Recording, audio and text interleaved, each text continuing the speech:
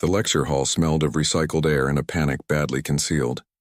Before us stood Instructor Valresh, a 7-foot giant of crystallized dignity, his thoracic plates gleaming. Around me, 200 cadets from 60 species sat in a silence so profound it felt like a vacuum, the kind that precedes a death sentence. "What I'm about to show you," Valresh began, his voice vibrating in our very bones, "has ended civilizations. No weapon in our arsenal, nothing in 20,000 years of Galactic Coalition history has ever stopped it." The hologram flared to life. It showed a pulsing mass of organic machinery, bathed in an ugly purple light. It moved with a fluid, predatory intelligence that turned my stomach. "This," Valresh said, "is a devourer." He showed it tearing through a battlecruiser like wet paper. "It adapts. Plasma strengthens it. Kinetic barriers feed it. Nuclear detonations only scatter it before it reforms angrier." A hot-headed cadet raised an arm. "Surely there's something—" Valresh's cold, silver eyes froze him. "Did I give you permission to speak, Cadet Vaughn?" "Keep your mandibles shut." He returned to the hologram. "Our best strategy is to evacuate and pray it moves on. Running is our most effective tactical response." Then I heard it, a laugh. Not a nervous giggle, but a genuine, amused laugh, utterly profane in that room. Every head turned. At the back, slouched as if watching a mildly entertaining comedy, was the human Marcus Webb. He was grinning, that peculiar baring of teeth humans favored. "Is something funny, Cadet Webb?" Valresh's voice could have frozen hydrogen. Marcus sat up, still grinning. "Sorry, sir. It's just... You said no weapon can stop it, right?" "Correct. Has anyone tried shooting it?" The silence that followed was heavy enough to carve. "Cadet," Valresh said, his plates shifting colors, "I just explained that kinetic barriers feed it." "You said barriers," Marcus countered conversationally. "You didn't specifically mention bullets. Regular, old-fashioned, chemically propelled projectiles." "Bullets," Valresh repeated, the word tasting like archaic dust. "You want to fight an unstoppable entity. With bullets?" "Well, when you say it like that, it sounds stupid," Marcus said, his grin widening. "But yeah, basically." My bunkmate Threxus vibrated beside me. "Is he trying to get expelled or just killed?" Valresh stared at the human. Then he did something I'd never seen. He laughed, a sound like grinding rocks. "Cadet, humanity has been in space for 17 of your years. You think your primitive weapons will succeed where millennia of advanced warfare have failed?" "Maybe," Marcus shrugged. "Has anyone actually tried?" The question hung in the air. Valresh's mouth opened, closed. He consulted his datapad, his plates flashing. "No," he finally admitted. "Chemical propellants were abandoned 15,000 years ago." "Too primitive, huh?" Marcus said. "Might want to add that to the research list." "Class dismissed," Valresh snapped. "Except you, Cadet Webb." We fled, but we lingered, a universal morbid curiosity holding us captive. Through the transparent wall, we watched Valresh loom over the human. Then the instructor showed Marcus something on his datapad. The human's casual amusement vanished, replaced by a cold, sharp focus. We could read his lips. "When? Then where?" He straightened, his voice carrying. "I'll need access to the armory. The human section." As they walked out, Valresh wasn't escorting a prisoner.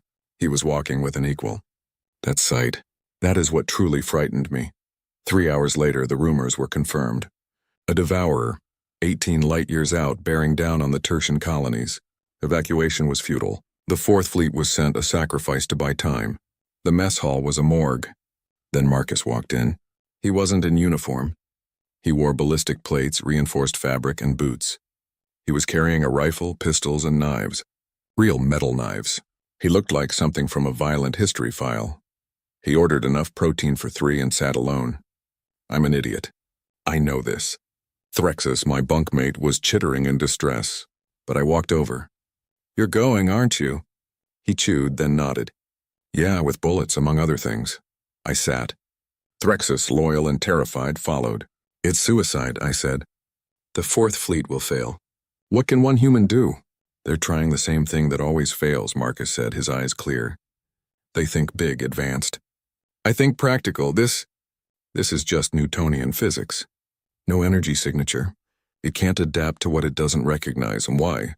I whispered. "You're just a cadet." His gaze locked onto mine, all amusement gone. "Because people will die if I don't try. I'd rather die trying than live knowing I did nothing." It was the most human thing I'd ever heard, reckless, arrogant, and unbearably brave. "I'm coming with you." Threxus made a sound like a dying engine. "Corvin, no!" "Yes, someone has to try something different." Marcus studied me, then nodded. "Can you shoot a projectile weapon?" "I can learn," he grinned. "Good enough." Threxus sighed, his antenna drooping. "Fine, I'm coming. Someone needs to document the spectacularly stupid way you both die." 90 minutes later, in the armory, the smell of burnt powder filled the air.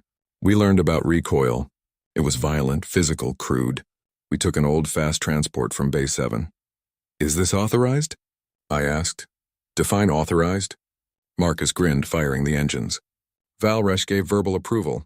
6 hours later, we arrived. The tactical display lit up. The Devourer. It was a fluid, purple nightmare.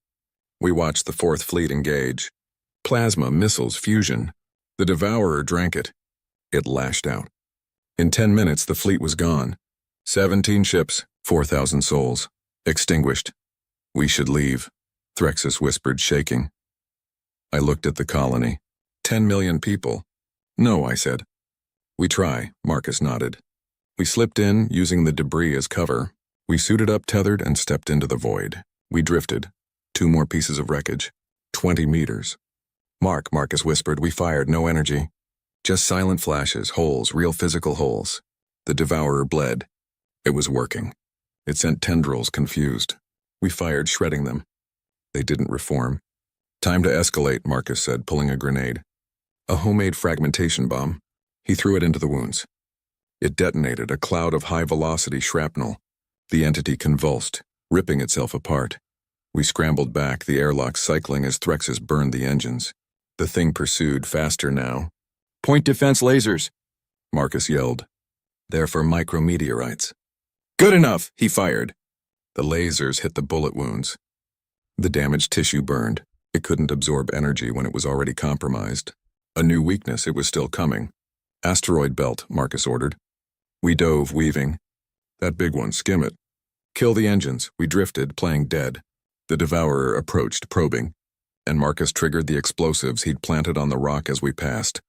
The asteroid shattered. Pure kinetic impact. No energy, just mass. Thousands of tons of rock shredded the entity. It wasn't dead, but it was broken. It was running. The debrief was surreal. Admirals, scientists, and Valresh all stunned. 20,000 years of advanced warfare. Beaten by bullets. Not beaten, Marcus corrected. Wounded. But now we know it can be. You just have to think old school. Promotion. Lieutenant Webb. A new unit authorized by Valresh himself. "I'll need Corvin and Threxus," Marcus said. Just like that, we were drafted into the humans' experimental death squad. "Your species frightens me," Threxus muttered later, as Marcus listed weapons. "Flamethrowers, acid, good," Marcus grinned. "Valresh found us in the mess. Lieutenant, your tactics were reckless, dangerous, and violated 47 regulations." "Yes, sir. They also worked." He assigned us Hangar 12. "Do not make me regret this." We raised our glasses. Threxus, Corvin, and the human. The galaxy thought it knew horror. It had unstoppable monsters. But it had never dealt with humanity. And as the universe was learning, humans don't believe in unstoppable. They just believe in finding the right gun.